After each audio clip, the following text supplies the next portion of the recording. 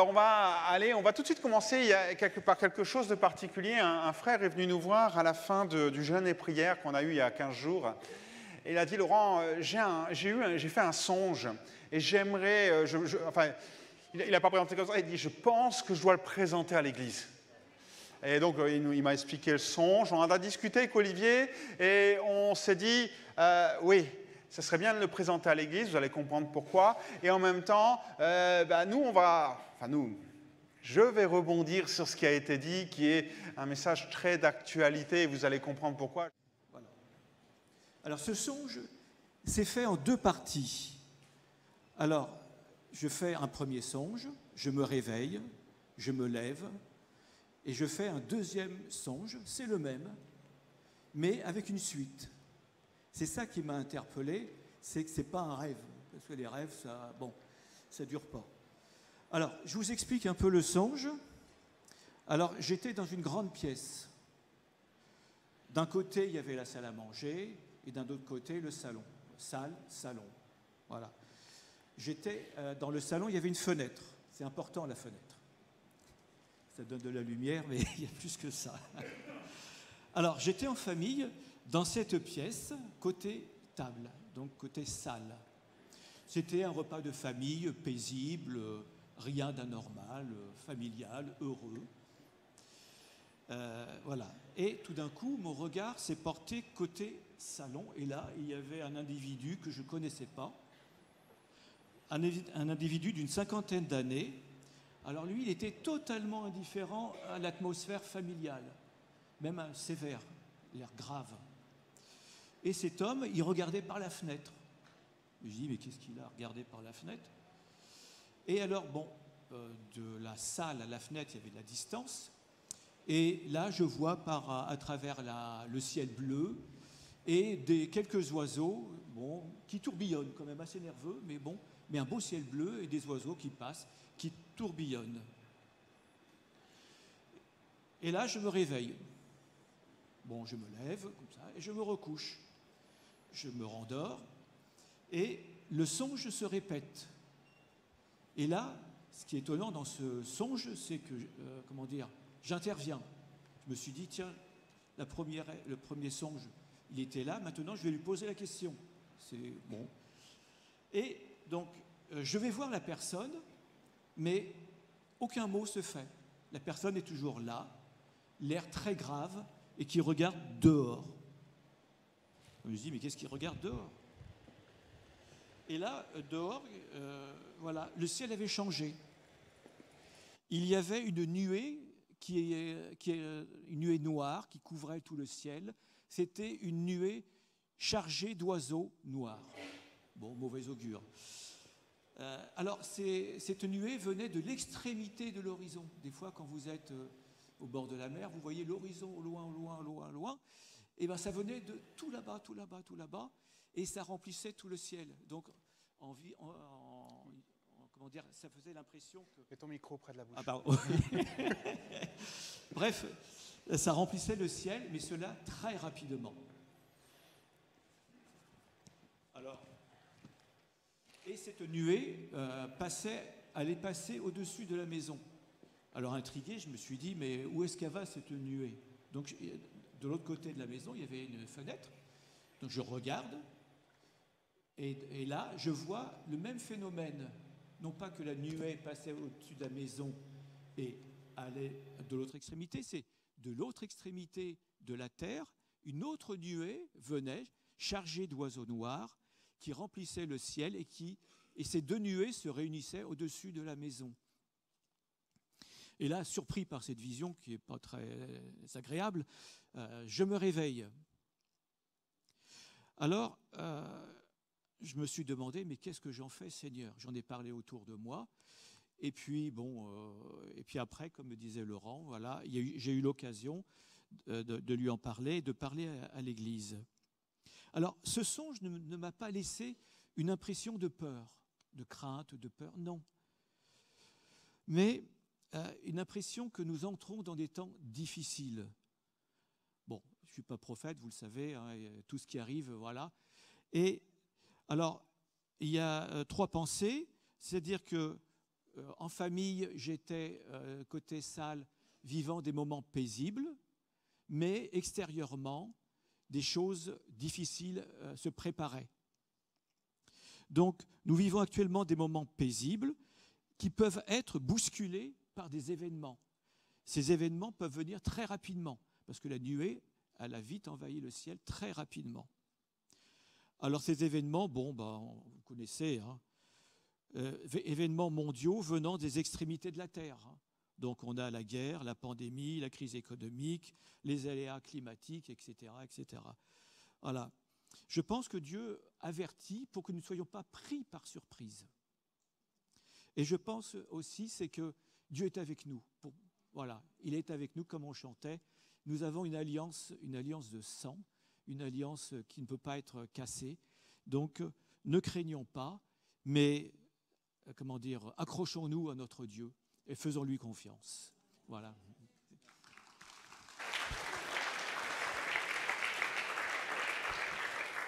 Ce qui est rassurant, et le message qu'on ne voit pas toujours dans un songe comme celui-là, c'est que tout compte fait, ce qui ressort, c'est que Dieu n'est pas surpris. Et ça, il faut bien qu'on le comprenne. Dieu n'est pas surpris, donc s'il n'est pas surpris, il n'est pas pris au dépourvu par rapport à tout ce qui va se passer. Maintenant, une chose qui est là, c'est qu'est-ce qu'il nous... Parce que vous avez bien compris, le songe que Guy a partagé ne nous dit pas vraiment quelle conduite avoir. Donc ce matin, j'aimerais voir avec vous et rebondir sur tout ça et voir quelle conduite on doit avoir dans des moments comme cela. Et j'aimerais me baser sur un texte de Marc, chapitre 13. On va regarder plusieurs passages dans le chapitre 13. Alors, Marc, chapitre 13, c'est un texte où Jésus est interrogé par ses disciples. On le lit ensemble pour commencer ces moments-là. Lorsque Jésus sortit du temple, un de ses disciples lui dit « Maître, regarde quelle pierre et quelle construction !» Jésus lui répondit « Vois-tu ces grandes constructions? Il ne restera pas pierre sur pierre qui soit renversée. » Il s'assit sur la montagne des Oliviers, en face du temple, et Pierre, Jacques, Jean et André lui firent particulièrement cette question « Dis-nous quand cela arrivera et à quel signe connaîtra-t-on que toutes ces choses vont s'accomplir ?» C'est ce qu'on appelle ici une double prophétie de Jésus. C'est-à-dire que la première phase de la prophétie, c'est en l'an 70, lorsque les Romains sont venus détruire le temple et qu'ils ont renversé toute pierre sur le temple. Mais en même temps, quand on lit bien le texte, on voit que Jésus parle aussi d'événements beaucoup plus lointains, qui seront les prémices de son retour. Alors, je ne fais pas prophète sur la fin des temps, je ne dis pas que Jésus va revenir demain, dans une semaine, dans un mois, dans 10 ans, dans 100 ans. Ce n'est pas mon propos, et ce ne sera pas mon propos durant cet enseignement. Mais en tout cas, dans ce chapitre, Jésus nous met en garde contre les difficultés.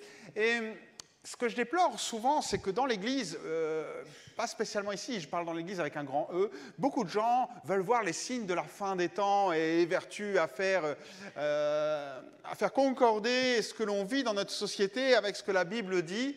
Mais encore une fois, j'ai envie de dire, c'est peine perdue. Parce que la Bible dit qu'on n'est pas au courant de la date. D'accord, on peut juste imaginer, deviner un petit peu les choses comme des signes, mais voilà. Par contre, une chose dont la Bible est très claire, c'est quelle conduite on a à tenir dans ces moments-là. Et c'est là-dessus que je voudrais m'appuyer ce matin.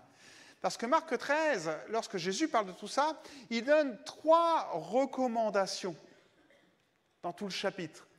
Et en fait, on peut carrément développer, je veux dire presque sa prédication en 3 points de Jésus. Je vais faire un peu d'homilétique. Mais sa prédication où il nous met en garde contre 3 choses. L'important pour Jésus, c'était peut-être de reconnaître les moments, mais surtout de les décrire. Sous-entendu, je ne vais pas revenir quand tout ira bien. Je vais revenir dans des temps difficiles. Et ce qui va être compliqué, et on le sait parce qu'on a plein de versets qui sont là, c'est « Et vous, où vous en serez à ce moment-là » Parce que, et je le dis avant de commencer pour que ça s'imprime bien dans vos pensées, ce que je vais dire là, l'intérêt, ce n'est pas d'informer, c'est de se préparer. Pourquoi? Parce que Jésus nous veut avec lui pour l'éternité. Pas pour juste nous dire, voilà, il faut qu'on soit au courant. Voilà, on a été mis au courant avec la songe qui nous rappelle certaines choses. Maintenant, je ne dis pas que Jésus revient demain ni dans 3 semaines. Ce n'est pas mon propos. Alors, contre quoi Jésus nous met en garde? Eh bien, si vous regardez, il y a une expression qui reprend dans le chapitre 13 3 fois. Il dit « prenez garde ». 3 fois il va le répéter et 3 fois il va dire « prenez garde à ». Et on va regarder ces 3 choses-là. Pourquoi ? Parce qu'il parle de temps difficiles qui sont les temps comme on peut les traverser aujourd'hui. Et tout compte fait, il dit, attendez, quand vous allez traverser des temps difficiles, que ce soit la fin des temps ou que ce soit la prise de Jérusalem, bon, nous on ne l'a pas connu. Hein. Il y en a un qui était déjà né en 70 ? Non ? Bon, donc on ne l'a pas connu. Eh bien, il y a une conduite à tenir. Donc à partir de là, on va regarder tout ça ensemble. Et ça commence au verset 5. Le verset 5 dit, Jésus se mit à leur dire, « Prenez garde que personne ne vous séduise. Car plusieurs viendront sous mon nom en disant « C'est moi ». Et ils séduiront beaucoup de gens. Vous entendrez parler de guerre, de bruit de guerre. Ne soyez pas troublés, car il faut que ces choses arrivent. Mais ce ne sera pas encore la fin. Une nation s'élèvera contre une nation, un royaume contre un royaume. Il y aura des tremblements de terre en divers lieux, il y aura des famines. Ce ne sera que le commencement de la douleur. Bon, comme je dis, je ne suis pas là pour identifier si ces termes-là correspondent à ce qu'on vit aujourd'hui. Vous êtes assez grand pour le faire.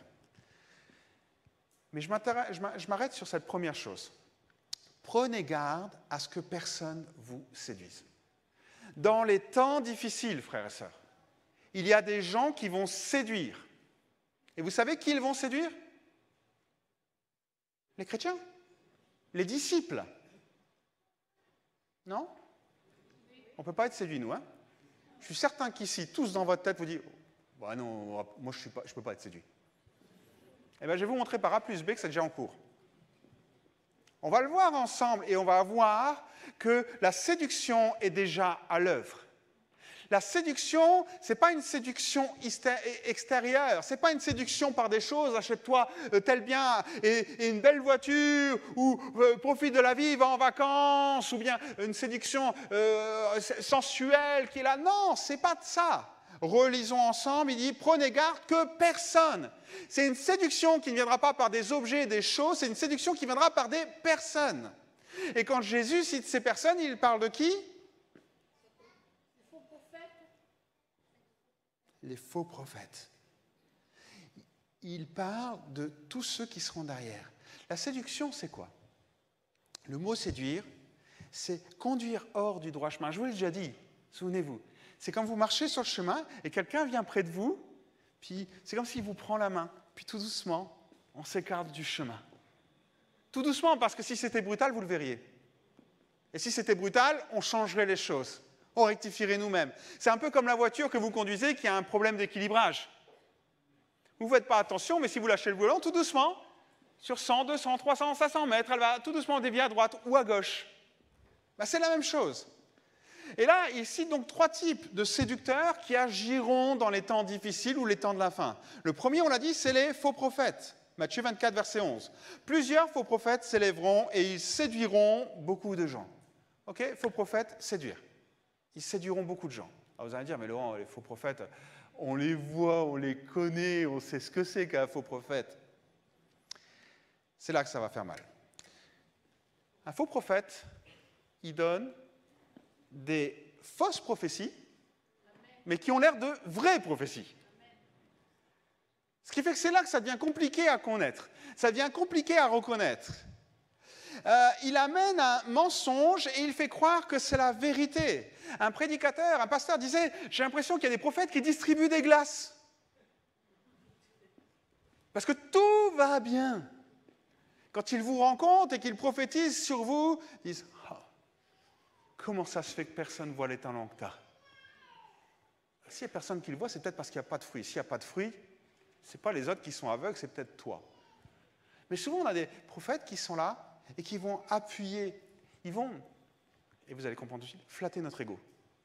Dès qu'il y a une prophétie qui commence à flatter votre ego, vous dire ah, t'es le David qu'on attend depuis 2000 ans. D'accord ? Tu es appelé à un grand ministère de puissance.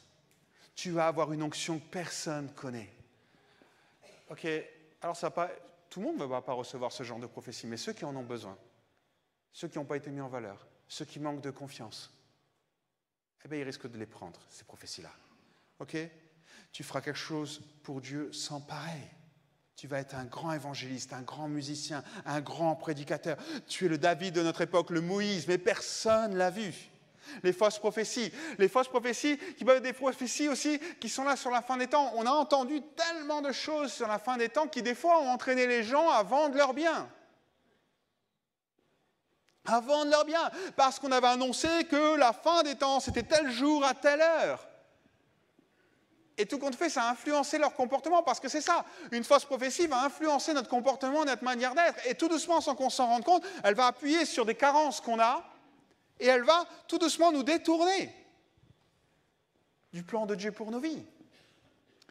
Ça, c'est une caractéristique de la séduction, et c'est la première personne, parce que je vous rappelle, c'est des personnes. La deuxième personne qui séduit dans la fin des temps, c'est quoi? Les faux docteurs, les faux enseignants. 1 Timothée 4.1. Mais l'Esprit dit expressément que dans les derniers temps, quelques-uns abandonneront la foi pour s'attacher à des esprits séducteurs, à des doctrines de démons, par l'hypocrisie de faux docteurs portant la marque de la flétrissure dans leur propre corps. Et là aussi, alors là c'est surprenant, parce que des faux docteurs, il y en a quelques-uns, et là ils prétendent avoir une autorité divine. Ils vont enseigner, ils vont reprendre, ils vont expliquer quelque chose qu'aucun prédicateur n'a vu avant, sauf lui. Ok, là déjà, ça nous met en alerte. Mince, il y a eu combien de milliers de prédicateurs, de millions de prédicateurs depuis 2000 ans, mais il n'y a que lui qui l'a vu. Vous comprenez? Rien que ça nous met en alerte. Rien que ça doit éveiller un soupçon chez nous. Il va quelque chose de plus, une nouvelle chose que seuls les gens vraiment spirituels, encore l'ego, les gens vraiment spirituels peuvent comprendre. Et là, on se retrouve dans une dimension, ah ouais, moi je veux connaître ça parce qu'on en veut toujours plus, parce que ça va appuyer sur notre bonne foi, sur notre soif de Dieu, sur notre envie d'aller plus loin avec Dieu. Et on va se retrouver dans cette dimension-là. C'est des enseignements qui vont répondre parfois à des besoins économiques, des besoins d'argent, et fais ça. Et on voit ce que ça peut donner. Hein. Ou alors une souffrance, il y a la maladie, ou bien une recherche d'une onction particulière, ou d'un baptême du Saint-Esprit, et des gens qui ont la solution, tu fais ça, et voilà, et personne ne l'a vu, mais voilà, toi tu vas le recevoir. Et on a le sentiment qu'ils sont plus intelligents que les autres, et souvent, dans ces enseignements-là, j'ai connu quelqu'un comme ça, et des gens de l'Église s'étaient laissés séduire. Il enseignait via Internet, parce que le moyen maintenant, aujourd'hui, c'est Internet. Hein. C'est pas nouveau, c'est là. Et il enseignait par Internet, il critiquait les églises, il critiquait les pasteurs, il critiquait donner sa dîme. Puis quand il faisait une conférence, il louait un bâtiment, il amenait les gens, puis il faisait passer un tronc. Il faisait exactement la même chose que ce que les églises font, mais sauf qu'il les critiquait parce que les églises, c'était pas bien, mais lui, ce qu'il faisait, c'était bien. Et là aussi, ça doit nous alerter. Parce que souvent, ce qui se passe dans ceux qui enseignent de cette manière-là, les faux docteurs, ce sont des gens qui enseignent que tout ce que les autres font, c'est pas bien, mais que ce qu'eux font, c'est bien. Alors, ils ne le disent pas comme ça, vous avez bien compris, c'est bien grossier ce que je dis là. Mais en fait, sous une apparence de vraie doctrine, ils égarent les gens. Et là, on a ce problème parce qu'on va écouter des messages, des enseignements, des prédications. On va recevoir des prophéties, des choses qui vont être dites. Et nous, on est un peu tout ou rien. Et pourtant, je vous l'ai dit, il faut examiner et retenir ce qui est bon quand j'ai parlé sur la prophétie. Il peut y avoir peut-être dans ce qu'ils vont enseigner 90% de bonnes choses. Et c'est là la subtilité. C'est un chocolat c'est un poison qui est enrobé de chocolat. 90% de cacao, mais il y a 10% de mauvais. Et ça, on ne le voit pas tout de suite. C'est exactement le même principe. On a une prédication qui est vraiment bien, elle nous paraît attrayante, elle nous paraît bien fondée, il y a les versets, il y a tout ce qui est là, et c'est génial, c'est un bon prédicateur, c'est un bon docteur, c'est un bon prophète, c'est quelqu'un de super génial, on occulte les 10%. Et parfois, on fait l'inverse. 10% qui ne vont pas, on jette tout le reste. Ce qui est un tort aussi.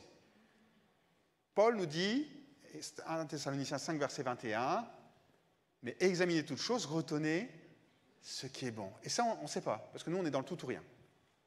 Tout est bon ou tout n'est pas bon. Et le troisième type de personne qui vient, ce sont les faux Christ. Matthieu 24, verset 24, « Car il s'élèvera de faux Christ et de faux prophètes. Ils feront de grands prodiges et des miracles au point de séduire, s'il était possible, même les élus. » Là, on voit donc des gens qui se font passer pour Jésus. Ou bien voilà. Et en fait, ce qui se passe, si on le prend dans ce sens-là, hein, des faux Christ, ou bien simplement des gens qui ont une fausse onction.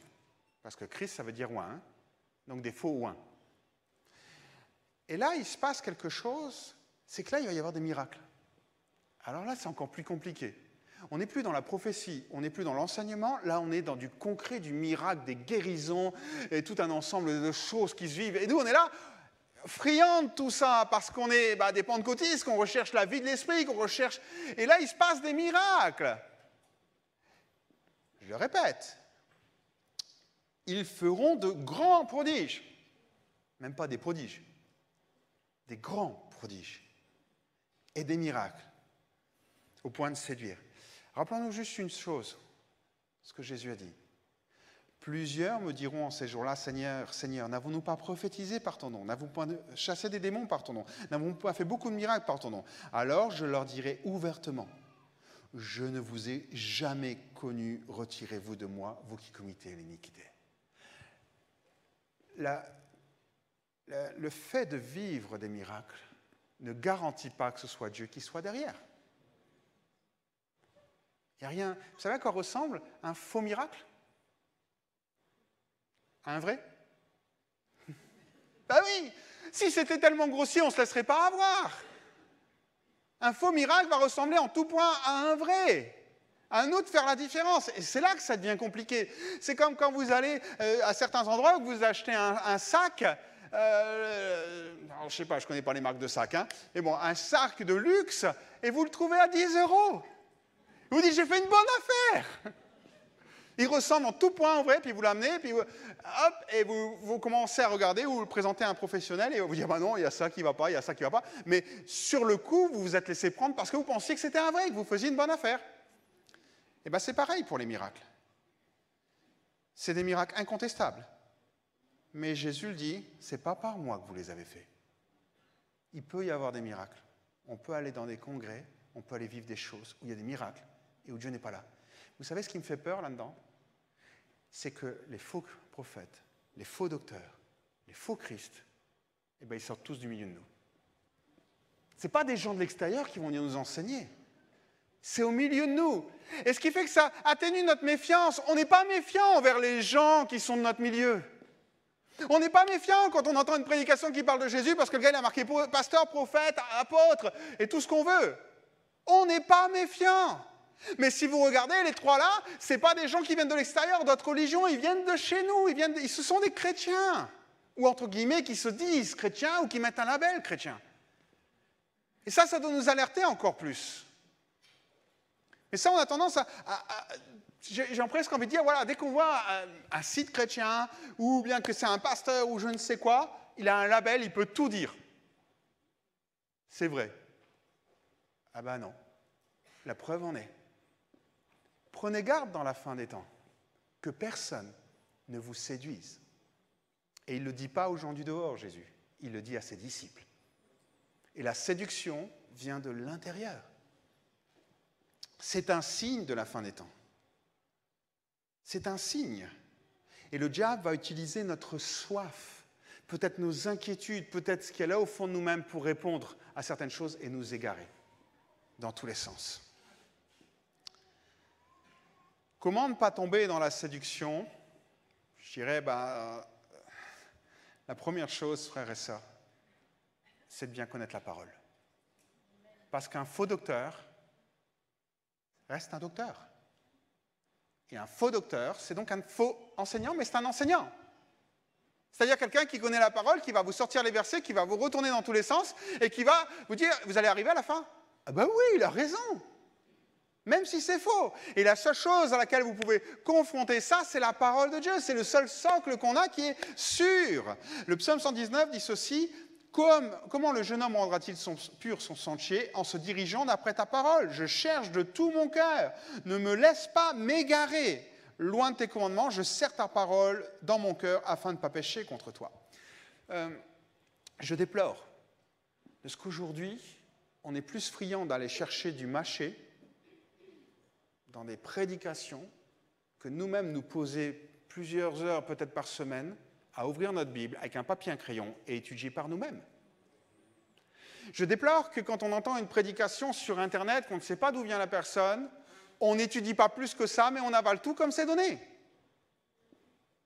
Alors qu'en réalité, on devrait se poser peut-être un peu plus, aller vérifier un petit peu plus.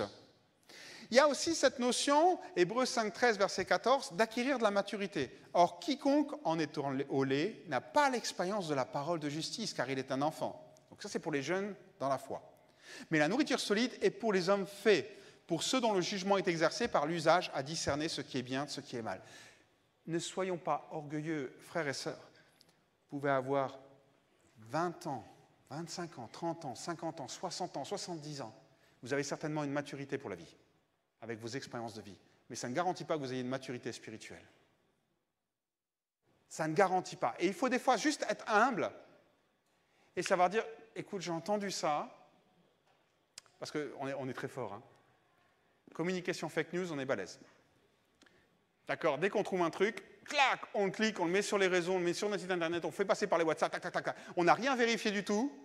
On n'a pas vérifié si l'enseignement était bon, mais on est déjà occupé d'envoyer aux autres. Et si c'est du poison qu'on envoie aux autres. On vérifie rien du tout et on y va.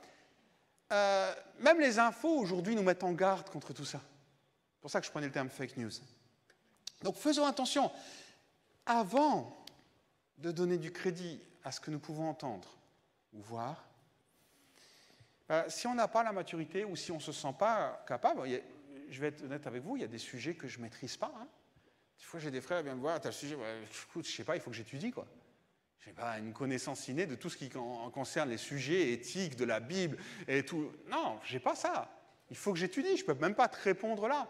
Et avoir l'humilité de reconnaître que il y a peut-être des frères plus anciens dans la foi, qui nous paraissent plus matures, qui vont peut-être pouvoir nous guider, nous conseiller. Il y en a plein dans l'Église. Des gens qui ont peut-être 30 ans, 40 ans de conversion, avec qui on a un bon contact. Alors, oui, vous allez dire, il y a les pasteurs, mais comme je dis, je ne connais pas tout. Vous pouvez venir voir le pasteur Olivier, moi-même, le pasteur Olivier, là, il est avec les ados. Mais vous pouvez venir nous voir, il n'y a pas de souci. Ou bien, ça peut aussi se faire avec des responsables de l'Église. Vous pouvez m'en voir plusieurs pour avoir un avis sur cela. Des gens qui, peut-être par leur expérience, peuvent discerner ce qui est bien de ce qui est mal, comme dit le passage. Il y a bien sûr se laisser interpeller par le Saint-Esprit. Alors vous allez me dire, ouais, mais ça on le fait. Quand le Consolateur sera venu, l'Esprit de vérité, il vous conduira dans toute la vérité, car il ne parlera pas de lui-même, et il vous dira tout ce qu'il a entendu, il vous annoncera les choses à venir. Je peux comprendre que quand vous regardez un enseignement, vous recevez une prophétie, vous voyez un miracle, bref, vous êtes là, le Saint-Esprit peut vous parler. Mais on a aussi peut-être ce devoir, je vous le disais, on clique super vite et on l'envoie vite. Ah, j'ai tellement été béni, il faut que les autres soient bénis. Et si on prenait un peu un temps dans la prière avant de l'envoyer? Et si on demandait au Saint-Esprit de nous conduire? Est-ce que ça ne changerait pas la donne? Je ne me fais pas que des amis ce matin. Parce que l'Esprit est appelé l'Esprit de vérité. Il nous conduit dans la vérité. Demandez à Dieu de nous éclairer dans la prière. Pas tout accepter comme ça vient. La parole de Dieu, le conseil des gens plus anciens dans la foi, la prière. 3 tests au travers desquels on peut éviter la séduction. Et je dirais un dernier, mais ça va pas vous plaire non plus. Luc 17, verset 22. « Des jours viendront où vous désirez voir l'un des jours le Fils de l'homme, et vous ne le verrez point. On vous dira, il est ici, il est là. » Et qu'est-ce que dit Jésus? N'y allez pas, ne courez pas après. Tout compte fait, des fois, qu'est-ce qu'on recherche? Qu'est-ce qu'on recherche? Je vous le dis, on recherche du mâché. On recherche des choses déjà faites. On recherche des choses qui vont combler peut-être une carence, une blessure, des choses qui sont là. Mais Jésus dit, en gros, quand il y aura des choses comme ça, ne vous précipitez pas. Vous ne précipitez pas à donner crédit. Et je vous le dis, nous, notre méfiance, elle s'en va parce que c'est des chrétiens. Je mets ça entre guillemets. Hein. Des faux docteurs, des faux Christ, des faux prophètes. Donc, ne donnons pas facilement nos crédits à ce que vous voyez. Parce que des fois, il peut y avoir... Alors des fois, c'est grossier, on le voit tout de suite. D'accord, je ne parle même pas de ça. Je parle des choses qui sont plus subtiles. Ça va, vous êtes encore là? Vous êtes prêts pour les deux autres choses? Si vous êtes là, on y va alors. Le troisième avertissement que Dieu donne dans la fin des temps, il se trouve au verset 9. Marc 13, verset 9. Toujours pareil, prenez garde. Et là, ce n'est pas prenez garde à la séduction, c'est prenez garde à vous-même. Prenez garde à vous-même, on vous livrera aux tribunaux, vous serez battus de verges dans les synagogues, vous comparaîtrez devant les gouverneurs, devant les rois, à cause des moi, pour servir de témoignage. Et en réalité, donc, on s'aperçoit que les temps difficiles sont des temps où on est sous pression. Là, on parle de persécution. Bon, il y a des tas de manières d'être sous pression. Hein. D'accord? Imaginez, vous vouliez, je ne sais pas moi, faire un lapin à la moutarde et vous allez acheter quelque chose, vous allez chercher la moutarde, vous ne trouvez pas. Ah, panique.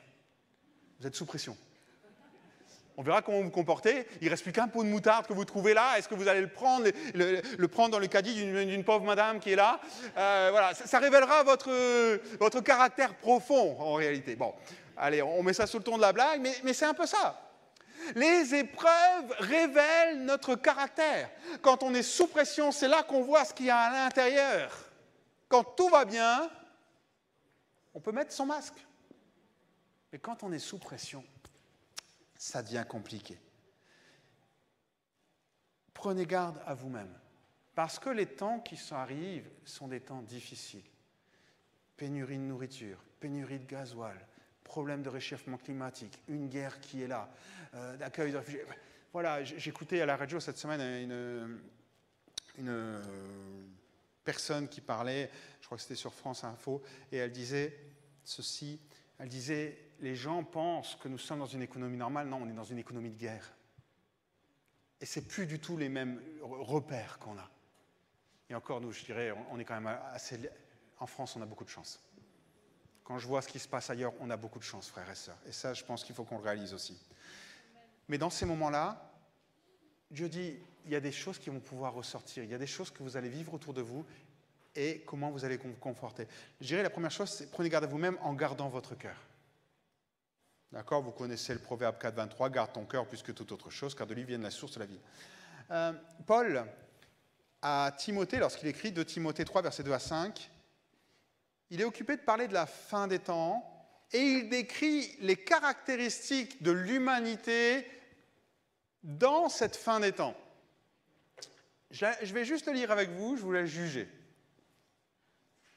Les gens seront égoïstes, amis de l'argent, ils se vanteront, ils seront orgueilleux, ils insulteront Dieu, ils désobéiront à leurs parents, ils ne seront plus capables de dire merci, ils ne respecteront plus la parole de Dieu, ils seront durs, sans pitié, ils diront du mal des autres, ils mèneront une vie de désordre, ils seront cruels, ennemis du bien, ils trahiront les autres, ils seront violents, l'orgueil les rendra aveugles, ils aimeront le plaisir au lieu d'aimer Dieu, ils feront semblant d'être fidèles à Dieu, mais en réalité, ils rejetteront la puissance de la foi. Tourne le dos à ces gens-là. J'ai envie de vous dire, frères et sœurs, je suis certain qu'il y a quand j'ai lu toutes ces caractéristiques, vous avez reconnu peut-être des gens que vous fréquentez sur votre boulot ou des relations que vous avez. J'espère qu'une chose, c'est que vous ne vous êtes pas reconnu dedans. Ça n'a pas l'air d'être le cas pour tout le monde, mais bon. Est-ce que nous sortons du lot? Ou est-ce que nous rentrons dans le flot? Où en sommes-nous? Quand tout le monde commencera à paniquer dans tous les sens, quand tout le monde, notre communauté, sera sous pression et que peut-être les pires choses se révéleront, comment nous, on réagira? Est-ce qu'on fera comme tout le monde ou pas? Garde ton cœur. Prenez garde à vous-même dans ces moments-là. Et le conseil de Paul est là, tourne le dos à ces gens-là. Fuis, évite, éloigne-toi pour pas qu'ils t'influencent. Vous connaissez ce proverbe qui dit « Dis-moi qui tu fréquentes, je te dirai qui tu es ». Pourquoi? Parce qu'à force de fréquenter certaines personnes, le danger c'est qu'on devienne comme eux ou bien qu'ils deviennent notre norme. Quelque chose que vous savez, parce qu'on l'a souvent dit, prenez garde à vous-même en gardant votre foi. Ça, c'est compliqué. Prenez garde de vous-même en gardant votre foi. Vous allez dire, ben oui, on garde la foi, regarde Laurent, on est tous là ce matin. Magnifique. Mais quand ça ne va pas, est-ce qu'on continue? La foi, c'est faire confiance. Hein? Est-ce qu'on continue à faire confiance à Dieu ou on reprend les rênes de notre vie? Parce que quand Jésus parle et qu'il dit « Ne vous inquiétez pas du lendemain, ne vous inquiétez pas de ce que vous allez manger et boire », pourquoi il dit ça? Parce que l'inquiétude des besoins qui sont des besoins vitaux est passée au-dessus de la recherche de Dieu. Puisqu'il dira dans le même passage « Recherchez premièrement le royaume de Dieu ». Cela montre par là tout simplement que les gens ont mis le royaume de Dieu en second et comblé leurs inquiétudes au-dessus. Donc il y a une foi, je dirais Dieu est passé en second tout simplement, il y a une foi qui a comme diminué, qui est comme partie. Prenez garde à vous-même en entretenant l'amour. Des fois je le dis, si on passait autant de temps à prier pour s'aimer les uns les autres et garder ce lien, plutôt que parfois prier pour vivre des choses extraordinaires, et ce qui est très bien aussi, mais si on mettait autant d'énergie, on pourrait avoir des choses vraiment formidables. Matthieu 24, verset 12, « À cause de la progression du mal, l'amour du plus grand nombre se refroidira. » Est-ce qu'on va pouvoir continuer à aimer ceux qui ne nous aiment pas, ceux qui nous font du mal? Quand on écoute les témoignages de gens qui ont souffert, ne serait-ce que pendant la Seconde Guerre mondiale, Corrie ten Boom, vous connaissez? Si vous ne connaissez pas, je vous encourage à aller lire sa biographie. On se dit, mais comment elle a fait pour continuer à aimer des gens qui ont été ses bourreaux? Et il n'y a pas qu'elle, il y a plein d'exemples comme ça, des gens formidables qui ont vécu ces choses-là. Entretenir l'amour, continuer à aimer, pas forcément uniquement ici, mais tous ceux qui sont autour. Comment peut-on leur témoigner de Jésus dans des moments difficiles si on ne les aime pas? Et s'ils ne ressentent pas l'amour qu'on peut savoir? 1 Thessaloniciens 5,8, Paul dit aux Thessaloniciens, « Mais nous qui sommes enfants du jour, soyons sobres. » Et il parle de l'équipement d'un soldat, et regardez bien ce qu'il dit, un peu comme dans Éphésiens. Il dit « Revêtons-nous de la cuirasse de la foi et de l'amour, et mettons le casque de l'espérance du salut. » Mettons la cuirasse de la foi et de l'amour. Est-ce que je peux vous dire qu'un guerrier ne dépose pas ses armes sur le champ de bataille? Nous ne pouvons pas déposer notre foi et notre amour sur le champ de bataille. C'est notre cuirasse, à moins que nous souhaitons nous éloigner de Dieu et tout compte fait ne plus profiter de sa vie. On n'enlève pas tout ça, au contraire. Donc quand on doit prendre garde sur nous-mêmes, retenez bien, à toutes les caractéristiques qui sont là dans le monde, on ne doit pas se laisser influencer. Donc garder notre cœur. On doit aussi garder notre foi et continuer à avoir confiance en Dieu, quoi qu'il se passe et quoi qu'il arrive. N'oubliez pas que quand on voit tout ça, tous les versets que je vous ai cités, c'est dans des temps de la fin ou des temps difficiles. Et ensuite, on doit continuer à aimer coûte que coûte. Et là, ça peut être compliqué. Je prends une dernière chose de Jésus, Marc 13, verset 33. Il dira ceci, « Prenez garde, veillez et priez, car vous ne savez pas quand ce temps viendra. Il en sera comme d'un homme qui, partant en voyage, laisse la maison, remet l'autorité à ses serviteurs, indique à chacun sa tâche et ordonne au portier de veiller. Veillez donc, car vous ne savez pas quand le maître de la moisson, ou le soir, ou le milieu de la nuit, ou le chant du coq, ou le matin, craignez qu'il ne vous trouve endormi à son arrivée soudaine. Je vous le dis donc, veillez. » Veiller, c'est être attentif. C'est être réfléchi, c'est examiner les choses et faire parfois les corrections. Veillez, on veille sur notre conduite. Quand on roule, voilà, on fait attention de ne pas rouler à droite, à gauche, voilà. On roule droit, on veille sur ça et on doit veiller sur notre vie. Mais en même temps, il dit ici, et permettez-moi de dire à l'inverse, vous connaissez le mot désinvolture? Alors c'est un gros mot, vous l'employez, peut-être que vous allez dire, ok, mais ça veut dire quoi? C'est une attitude décontractée qui consiste à prendre les choses à la légère. Jésus ici donne 3 avertissements. On n'a pas le ton de Jésus, on n'a pas le regard de Jésus, mais on sent le sérieux de ce qu'il est occupé de dire. Et nous, comment on le prend? Est-ce qu'on le prend à la légère, disant, moi je ne suis pas concerné? Parce que déjà rien que là, on a un petit problème. Parce qu'on peut prendre les choses à la légère dans notre couple, dans l'éducation de nos enfants, dans notre foi, dans notre vie d'église et bien d'autres choses. On peut refuser d'être conscient des risques. Moi, je suis juste pasteur. Je suis là pour prévenir. Mais je ne suis pas derrière votre écran. Je ne suis pas là quand vous êtes avec vos collègues au boulot ou avec votre famille qui ne croit pas en Dieu. Je ne suis pas là dans votre cœur à lire ce qui s'y passe. Je ne suis pas là quand vous prenez un temps devant Dieu ou pas. OK? Ça appartient à chacun. Moi, je suis là pour juste annoncer, et je ne veux pas me faire prophète de malheur, hein, excusez-moi, je vous l'ai dit dès le départ, mais ce n'est pas mon but. La désinvolture, c'est en gros s'endormir. Refuser d'être conscient des risques et dangers. Nous endormir face aux événements qui se préparent et dire « ouais, c'est pas grave, ça va ». Vous connaissez la petite histoire que je raconte souvent dans le film La haine, qui est sorti sur un des problèmes qui sont dans les banlieues.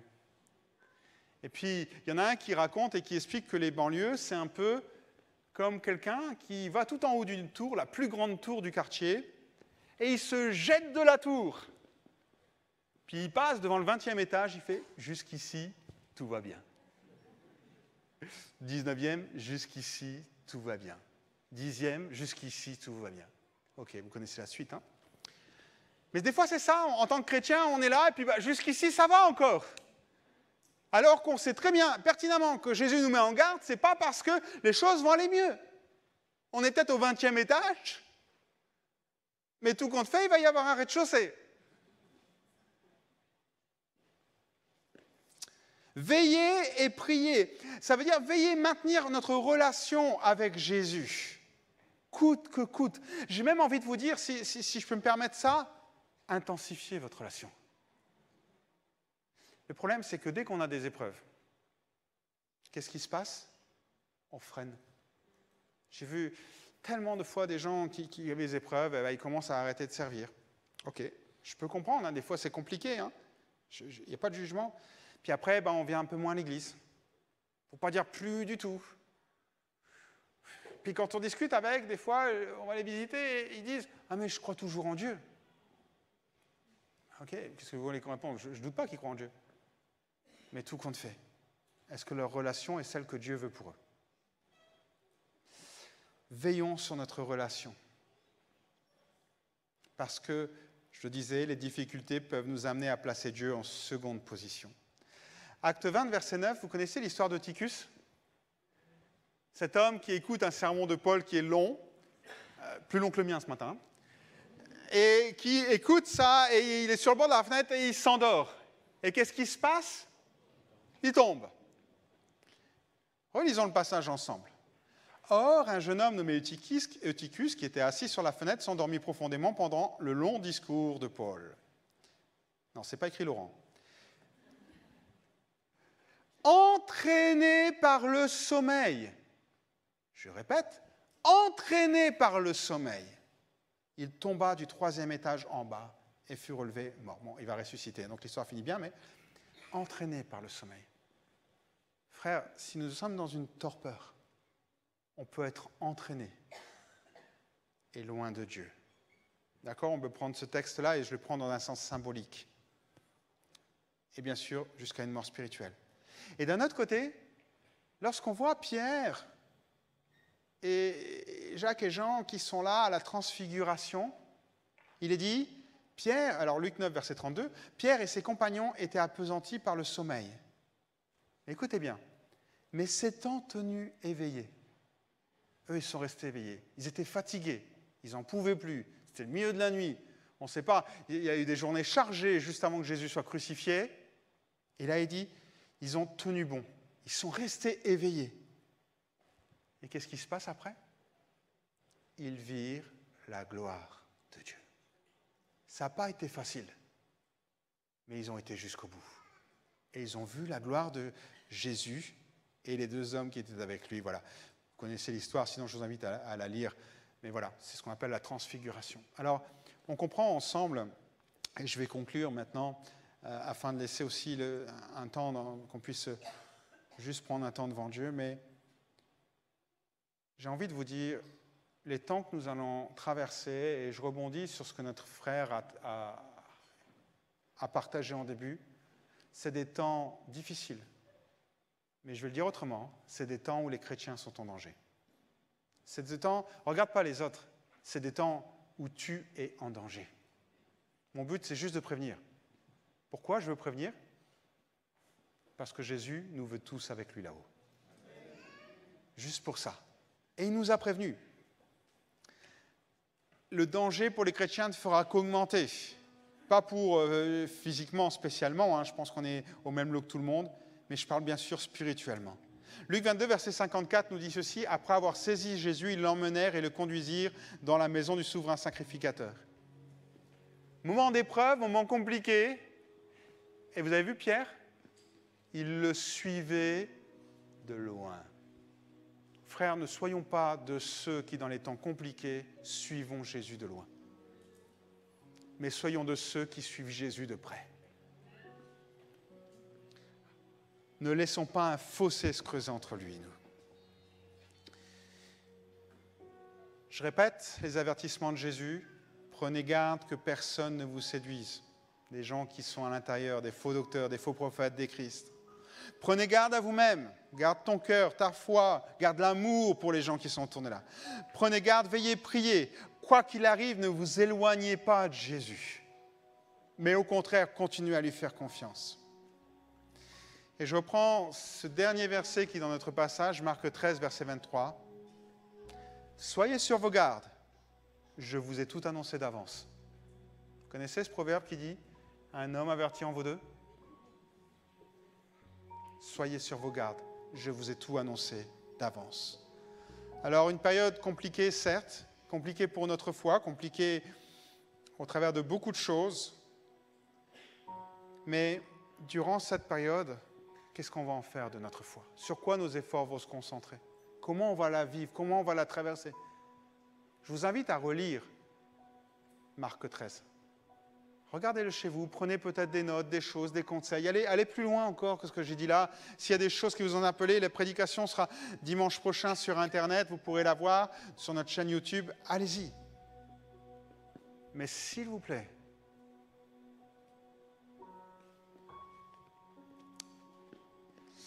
comme je le disais, parce que c'était fort ce matin quand je priais pour ça, Jésus nous veut tous avec lui. Alors qu'aucun de nous ne s'écarte dans les moments où l'ennemi fera tout pour nous séparer de lui. Vous pouvez prier? Seigneur mon Dieu, nous sommes là ce matin, Seigneur, devant toi, et chacun avec nos faiblesses, chacun avec nos lacunes, chacun avec qui nous sommes, tout compte fait. Mais la bonne nouvelle, c'est que tu nous as acceptés tels que nous sommes. C'est vrai que nous traversons des temps compliqués, des temps qui sont difficiles, des temps parfois où on ne sait même pas comment faire, qu'est-ce qu'on doit faire, comment s'orienter. Ce matin, au travers de cet enseignement, Seigneur, j'aimerais tellement que nous puissions tous saisir les choses qui nous sont propres et aller plus loin pour toi. Rester accrochés, attachés à toi. Alors Seigneur, ce matin, aide-nous. Je prie pour que chacun puisse ouvrir les yeux sur peut-être les séductions qui sont à sa porte. Je prie pour que chacun d'entre nous, nous puissions ouvrir les yeux sur notre cœur, notre personne. Et tout compte fait, dire, Seigneur, voilà, je ne veux pas changer. Je ne veux pas que les difficultés que je traverse changent mon cœur. Je prie pour que chacun d'entre nous, au lieu de s'éloigner de toi, on se rapproche encore plus. Ça ne va pas être facile. Mais Seigneur, merci pour ta grâce. Merci pour ton aide.